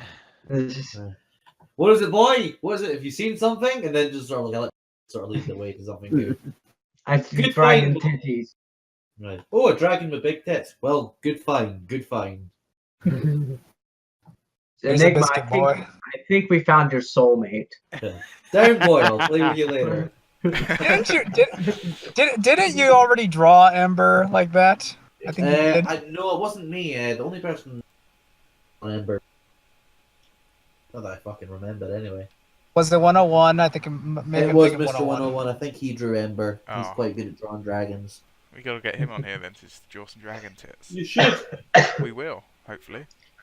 We'll have to ask him if he wants to come on, but be more than happy to. Yeah. Oh, he's in the chat right now. I know, that's when I'm hopping over to Picardo. Either his emoji has a dunce cap on or a unibrow. I can't tell. Oh, God. I think it's meant to be you, Enigma. It's a dunce cap. You can't. Oh, God. Yeah. I mean, me personally, because I don't have the time to write, my biggest problem is I typically have my major idea, my main ideas, my main plot points down, my main character ideas down. But the problem is because I don't have time to sit down and write because I'm so busy, sometimes ideas will just pop in my head and it creates kind of a snowball effect. So my biggest concern is when I go sit down, actually have time to sit down and write, I'm gonna have to like just, declutter, uncouple everything, and just think about, okay, these are all the ideas I have for these months or whatever, and I have to, start narrowing things down. Yeah. And that's gonna be her Herculean task. Yeah. And I have a brother who's a writer, and I've talked to him, and I think it can take him months to figure out what he wants to do with the story as well. Yeah. So, there's some people that probably takes them years to actually just come up with the ideas of what they want to write. Well, it's not like you just sit down for 2 or 3 hours and you bang out a 10,000-word story just because you planned it out.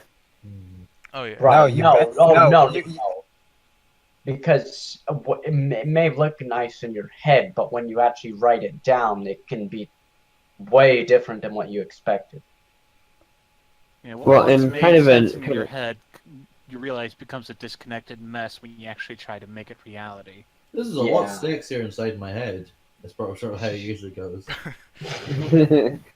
Well, and one of the other things too, talking about planning things out. Whenever you're drawing, and this is for anybody who's not an artist, we don't just have an image in our head and draw it. Most of the time, we just sit down, put the pencil to the paper, and then just kind of wait for something to happen. It does. The only time I've only maybe one out of the hundreds of drawing, 1 out of 100 of the thousands of drawings that I've ever done have actually been exactly from my imagination. The rest of them have been a close approximation or just me drawing for the sake of drawing. Yeah. Right. And it's really, I think it depends on what you're doing, and it also depends on your style. I know. Well, it depends a lot on what you're doing. I mean, if you're doing drawing from imagination, it's just literally that you sit down and wait for something to happen. And conversely, if you're drawing something that's real and exists, that's planned drawing. Right. That takes time. That takes effort. Well, a lot more effort than creative, but you get my point. Right, but I think some people, their I guess you could say their mentality is that some people are very organized, some people are very plan orientated. They need some sort of concrete plan for them to follow in their head, or just like as an outline or whatever for them to go on. Other people are very much able to improvise. And this is for pretty much any form of art. Music, I know. Picasso. Yeah, just in music, for example. Some musicians are just able to just crank out a song on the fly. Look, I played jazz for several years. In the very beginning, jazz was very much an improv type of genre. There was no written music. People would they get an idea, something feels good, they go out and play it. Yeah. But some musicians, they need structure. They need to write down what's in their head and then play from there. And it's the same thing with lyrics. Yeah, No, I think that's one of those things where it depends a little bit, on genre or what form of medium you are working with. Sometimes it can be easy to say, just go with the flow and make something when you're drawing it or painting it. Even then, sometimes it's not always the case, because sometimes you only have so many things of paint, and you have to work with that. Or you might be working with something that is like, say, like a pixel art, or working with tiles or mosaic. You have to really plan that out and figure out how you're going to fit out the squares before you can actually make something work. No, that sounds right. Yeah, that sounds. Well, I mean, if you have only, from what I get from that, it's like you have to set your boundaries. You have to set your limits. Ooh, that's one thing I love doing in drawing. Setting limits, what I can't do. Exactly. See, I'm more like... That's the challenge.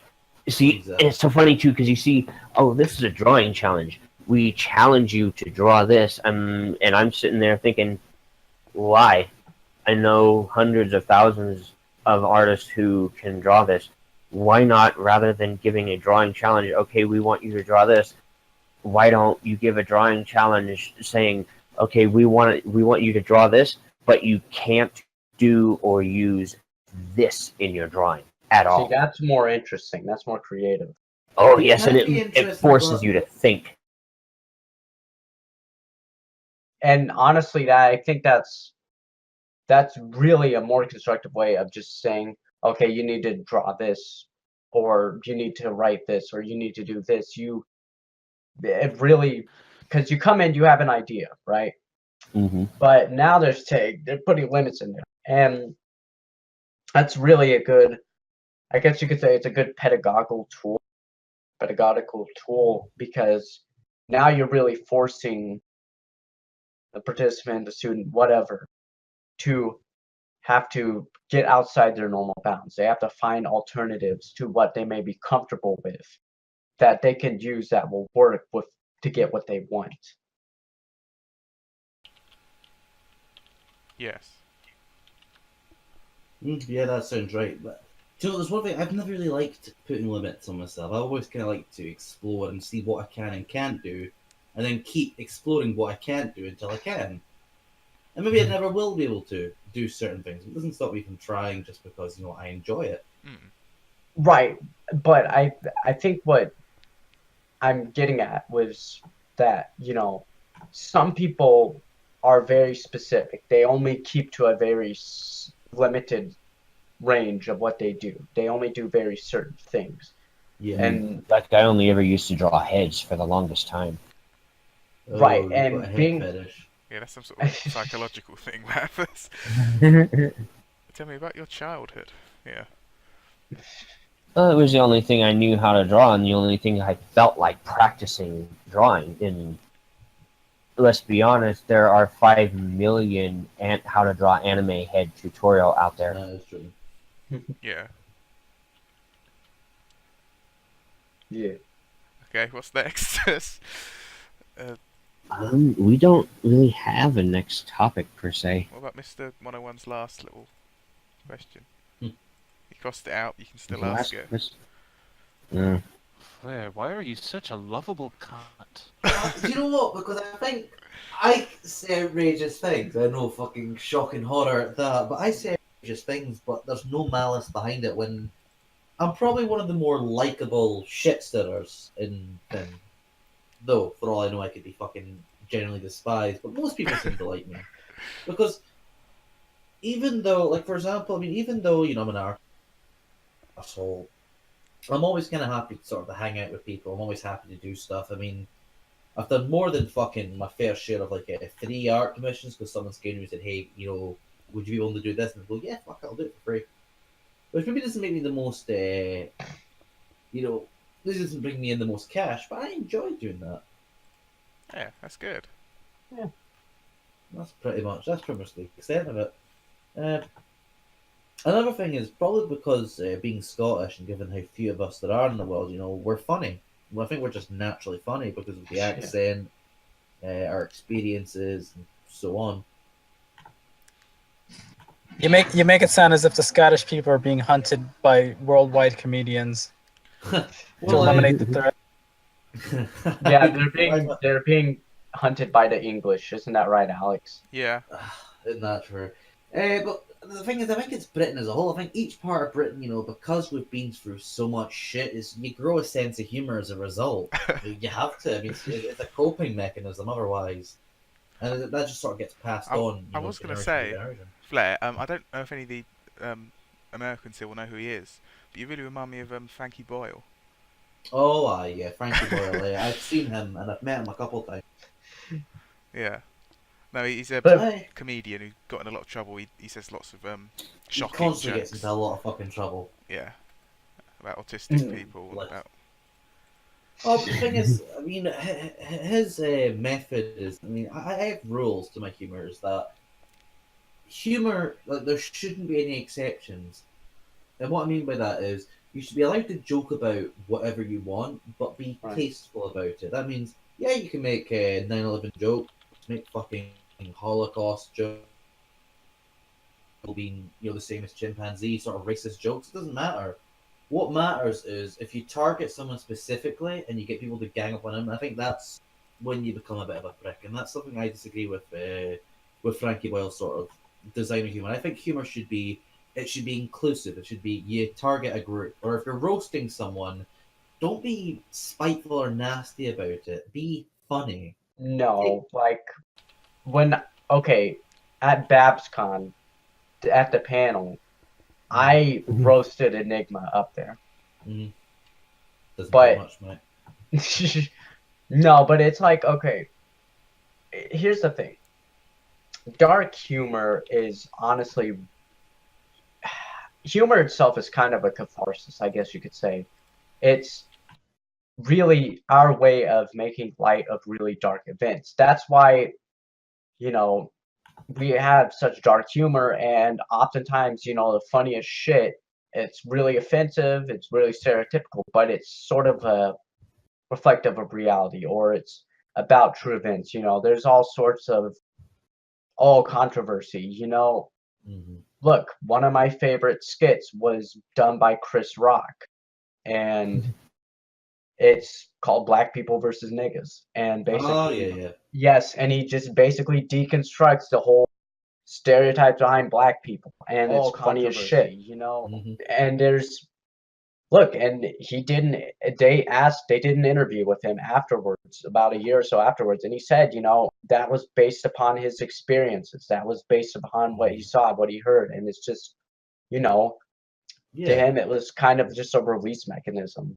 No, I agree. I mean, at the end of the day, you need to be able to make fun of the inequalities and the, The shortcomings. and the idiocy in your own community. I mean, fuck.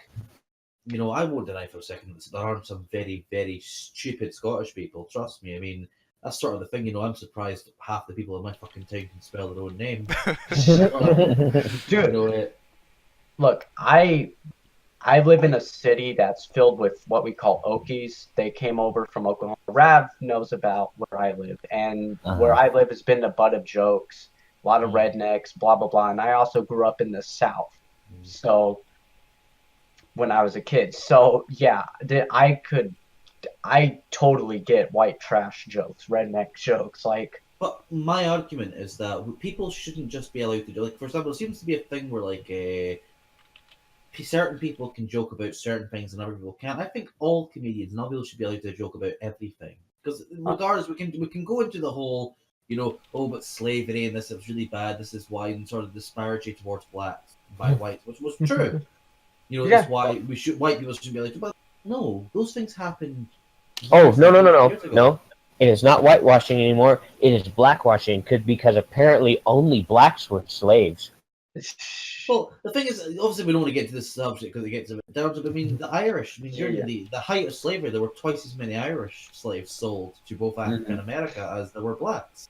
No, but the thing is, the Irish have probably dealt with it in the best way. They haven't played victim. They haven't just sort of like, well, my ancestors were slaves, therefore that sort of victimizes me to this day, give me money. Which, don't get me wrong, if I thought I could get away with that, I'd definitely go for it. But the Irish, they dealt with it via humour, via, a lot of things. Drinking mostly, which is perfectly healthy.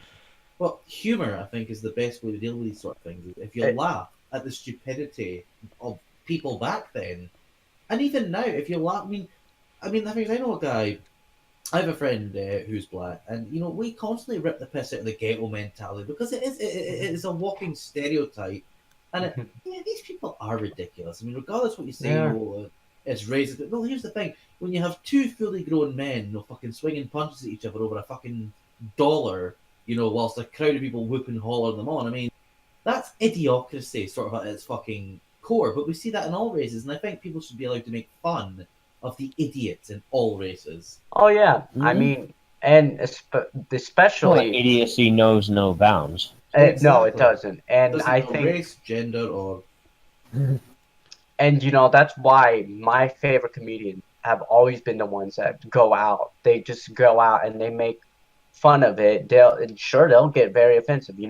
I'm talking about like Richard Pryor, George Carlin, Chris Rock, Dave Chappelle. These guys, they've always caused controversy. They've always been the offensive types, but they're funny because they can make light and make fun of dark, fucked up things in the world and things that have happened in the past. I've known Jews that make jokes about the Holocaust. Okay, I'm one of them. Yeah, and it's like, I mean, shoot, my favorite character is Ariane, and one of my favorite memes is cooking with gas. I mean, come on. Yeah.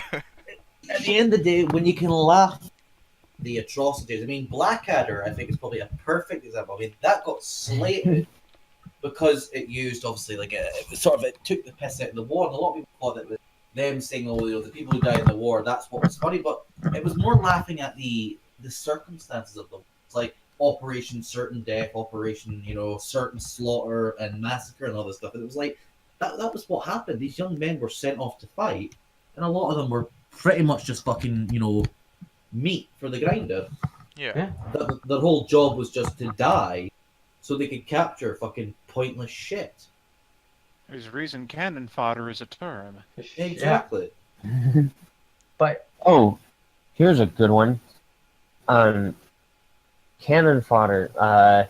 Back during the era of the Black Plague, certain factions would use diseased bodies against their enemies to either demoralize them or kill them that way. And in what they considered to be what is historically considered to be the first form of biological warfare. Chemical warfare. I can point you to a time even further before that, being Jewish and all that. I don't remember who it was. It was an invading force, but what they did, and I want to say it was either to Alexander the Great or one of the other Roman generals, but what they did was there was one last stronghold that they were trying to take over, and it was more of a, we want to do it because we're a bunch of prideful assholes. Yeah. And so what they would do is they were taking live women and children and putting them into the catapults and launching them against the walls of this. And so what they did was the people that were inside this, you know what, you're not this. So what they did was, as a form of mass suicide, they all fought each other, swords and so on. And it was basically so that because suicide's wrong, even back in the day, it was wrong. And so what they did was, every one of them killed each other because it was better to murder than to kill yourself for some reason.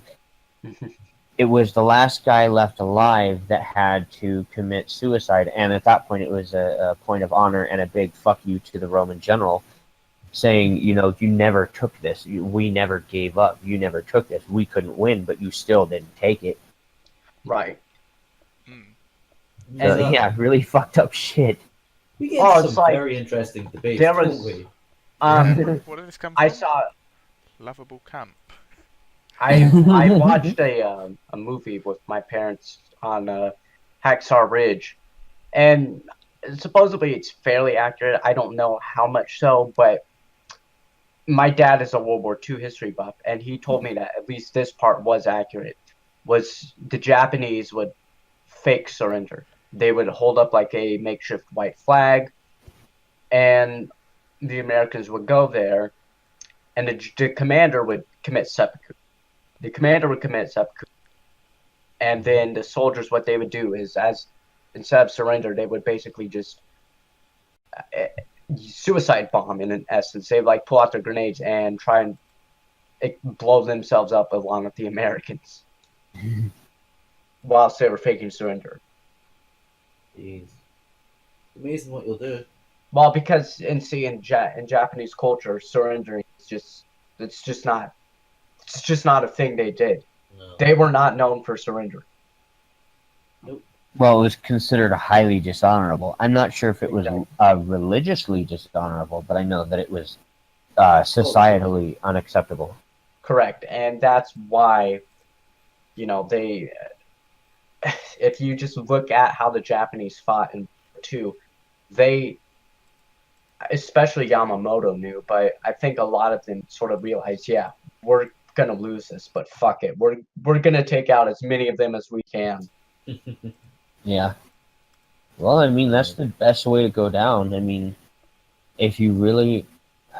I'm not advising anybody on this, but I guess from my own ideological standpoint, if you're going to go down fighting. Take as many people as you can with you, because why the hell not? Oh, I mean, it's just insane watching them prepare for, like, what would happen if the Allies had invaded mainland Japan. They were teaching, like, girls to fight with, like, little sharp sticks and with, like, forks and knives and shit. And it's like, everyone's gonna fight. Every single person in this fucking country is going to fight before we surrender. So that's where that frickin' stabby yandere character comes from. Maybe. The original Yandere. Yes, the Yeah, original they're hiding razor blades and scissors and box cutters and pencils and fucking rulers up their skirts just so they can stab you when you turn your back. With a ruler? Yeah. And then they look at you, notice me, senpai. See, what would have happened though if that had been the result? Like if Britain had actually been forced. Well, Britain and America had been pretty much forced to commit almost genocide just to get Japan to surrender. I mean, that would have been... Yeah, well, that's kind of why the atomic bomb was considered, was because it's like, okay, these people are going to fight down to the last person unless we show them, we're going to fucking mean business. Right, and the Soviets declaring war basically also really pushed them over the edge. But if the U.S. had invaded mainland Japan, the death tolls in Japan would have been in the millions, and the Allies would have had massive fucking losses as well. Yeah, there's no point in fighting a battle that you may win the war, but you're gonna lose most of what you have doing it. It would be a very Pyrrhic victory. Well, it's like how I play chess. Most people, they like to play chess as a 3 moves and you win. Me, I wipe the board. I take every piece that you have and chase you into a corner. That's how I play. You play genocide chess. You're just brutal. You. Oh, you want to play a brutal form of chess? Here's a good one, and I love this one. Apparently, this is something that they teach at a chess game that they teach at like MIT and Yale and shit. Oh, it's called the Flying Knight. All right, your opponent, whoever is white, your opponent, preferably they are the ones that are white, have all their pieces. You have 2, your king and your knight, and that is it. That's the reason they call it the Flying Knight, and it's always the black set. Now, here's the kicker. You, as the Flying Knight, have 2 moves per turn. You don't get 1, you get 2. Well, I hope so, given losing all his fucking pieces. Yeah, it's quite a disadvantage. Oh no, you can win. You can win with just a king and the knight. You just have to be very, very smart. But the point of the Flying Knight is basically to show, I guess, the ultimate sword. This knight can move forward, take a piece, and move back to safety for the entire game. The king can do the same thing. Normally, when you chase a king into a corner, he can only move 1 spot per turn, which is why he gets cornered so fast. But he moves 2 spaces, and it doesn't have to be in the same direction. So it's like, God damn it, hold still. You know, it's like when you're trying to shoot you're trying to shoot a squirrel or a bird with a BB gun, and they keep hopping around. It's a real pain in the ass. Mm-hmm. Oh yeah, I can definitely see how if you strategic and really smart, you can use that whole 2 turns per move or 2 moves per turn. Well, I just tested it out, and it was just me and my dad, and I tested it out, and I'm not particularly good at chess, especially against my dad. My dad is amazing at this game, and he was having the greatest amount of difficulty against just that knight. I didn't even move my king. Yeah, it was it was very difficult, and they said the game is more geared toward the whoever's playing the white team or the white side, white pieces, whatever you want to call it. It's more geared toward them fighting against this unstoppable force, and it's not even a difficult or hard to understand force. It's very simple, it's very to the point, and it is fucking unfair. Because you have those 2 moves, you can basically really just come in, pick one off, and then head back. Yeah, hit and run. And hit and run, and not only that, run to a place where he can't hit you in one move. Exactly. Well, the thing is, it's better for taking it sort of like the castles and even maybe the queen. You can jump in, grab one of them, then fuck off. Yes. Oh god, if it was a queen with 2 moves per turn, that would just be fucking cheating. Oh yeah, no, that's. I think that would be too strong. I wouldn't even say the queen. Even just a rook with 2 moves would be totally fucked. I think that's what, and they called it the flying knight for that. For I think that reason, they couldn't have chosen a better piece for that. But yeah, I don't know. It's a very fun game, and I'd love to try it. I'd love to try it out a little more often, just to kind of, I guess, experience it better. Yeah, I mean, I'm not too good at chess myself, but that does sound like something that I do quite like chess, but it's just unfortunate that no one in my fucking family plays other than me. My brother and I used to play chess, but he moved out, so I don't have a chance to play with him because he lives like a 10 or 11 hour drive away. So I'm sure they're sort of internet chess games. Yeah, I mean, I've got the tabletop. I've got the tabletop simulator, so yeah. I hate playing against the computer on that game. God, that sucks. You can't win because the computer will, unless you do it on easy, and even easy, bitch, because AIs just kick your ass. They know. Oh, I'll give you one. I'll give you a worse one. You think chess is hard? Try playing Othello against a computer. A much simpler game. Fuck tic-tac-toe. No, because even I can do tic-tac-toe to a draw against a computer. True. You'll never win. You'll always take it to a draw. That's the thing. Pretty much. The only winning move is not to play. Yeah.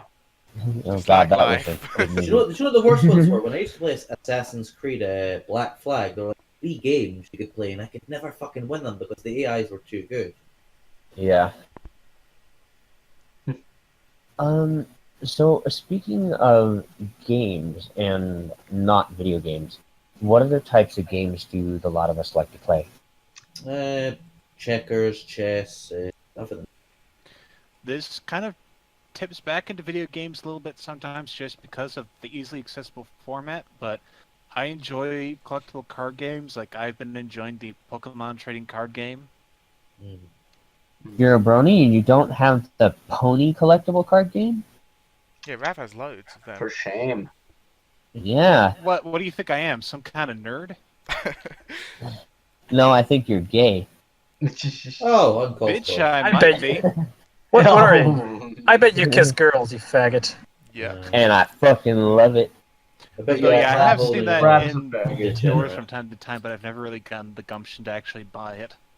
You should.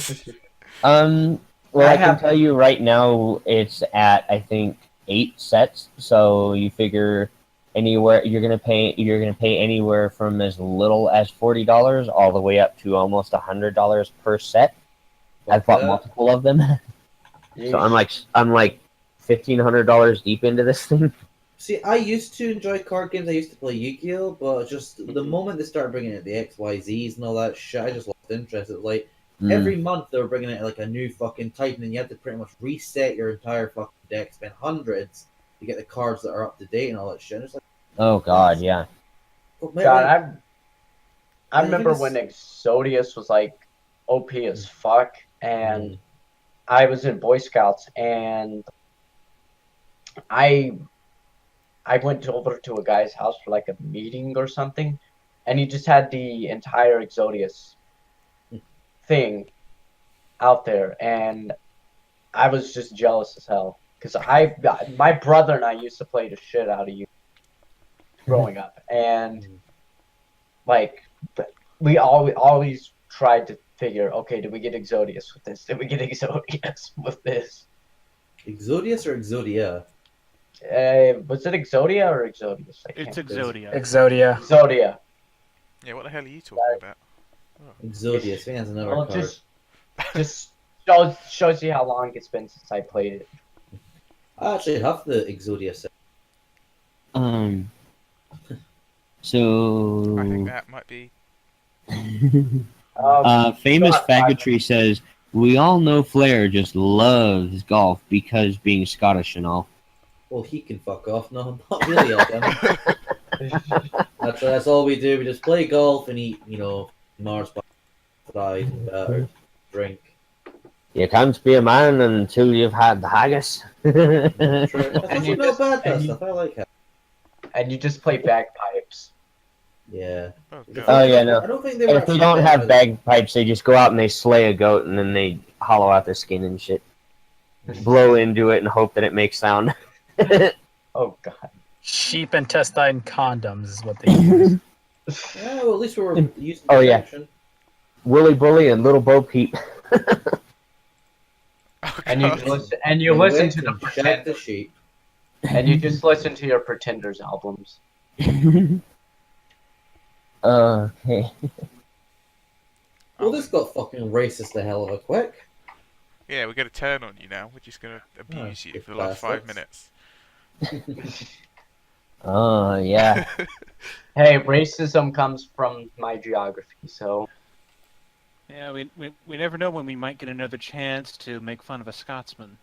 Exactly. Probably not in the foreseeable future. I think the only one I can think of, I think it might be Professor Plum. I think he's Scottish. I can't remember now, though. Isn't he like Highland English or... No, like... he's Lowland Scottish. You can tell by his accent. He's a pretentious cunt. Yeah, he's not very Scottish. I wouldn't know. I don't remember. Did we have him on the Barcast before? Twice? Yeah. No, actually, I won't say. I mean, I don't really know enough. Yeah, I feel like I've seen his name on at least one of the... I think he's a moderator in a few. Yeah, you have had him twice on his own and as part of the Seattle's Angels one. And what a fucking impression he made. Yeah, I don't know if you were there for them though, Rev. It might have been a bit. I don't think I was, because I don't... It sounds familiar. I might have been there for the first one 2 summers ago, but... The first one was October last year, I think. Mm. Or November, maybe. Yeah. Okay, no, then I wasn't there for that. Yeah, because there was a period of several months where you just weren't there, so... Well, I was working overnights, Yeah. Can't expect me to wake up 3 or 4 hours earlier than I actually need to be. Yeah. The Barcast expects you to, Rev. The Barcast. Remember, you're here forever. They took our souls. Do it for her. Oh, God. I just love the one where it's just like an edit and it's just do her. Oh, God. Yeah. Who? Anyone will take your pick. I mean, I know Derpy was a popular one. That would be fucking creepy. She could look at you and she could give you a blowjob and maintain fucking awkward eye contact. Oh, God. Oh, can you imagine? Am I doing it right? No. You'd have to keep your eyes on her other eye to say, hey, my eyes are up here. Oh God. So what? She Now, she could be looking at your dick and you'd never know it. No. The anthroderpy, like once you take off that shirt and that bra, you'll see that her tits are also crossed. Oh god. Yeah. Oh Oh my god. God. So it's like got one cup, we got one hand cup below and then one as a dome on the top. Just how you supposed to grow for? Well, her tits are still there. You just can't fuck a bit with nipples as easily. Yeah. But then that takes away the whole purpose. Well, okay, we'll just put it this way. You couldn't pinch both of them at the same time, because on one side you'd end up giving her a fucking titty twister. Ooh. Yeah. No. Alright. Is that what we're ending on? Yeah. Yes, we're ending on derpy titty twisters. Derpy buggery. Alright. Well, I hope all of you have enjoyed the show. Remember to donate to the Barcast Patreon for an actual horse, or to donate to mine so that we can keep doing this every week. And we hope to see you all again later. Don't bother donating to mine. Just wait a month and you'll get it for free. Yeah. So, this has been our special guest, Distorted Flare, who we want back very soon. It's a pleasure. Alex _ It was a pleasure. not Alex. Andrew CK. I have many names, many faces. Apparently. He's the faceless man. And Enigmatic Otaku. I need to make boom boom. You're not the only one. Tony Montana. Shills. And this has been your host, Ravage. We hope you all have a good night and that you enjoyed the show. Good night. Bye.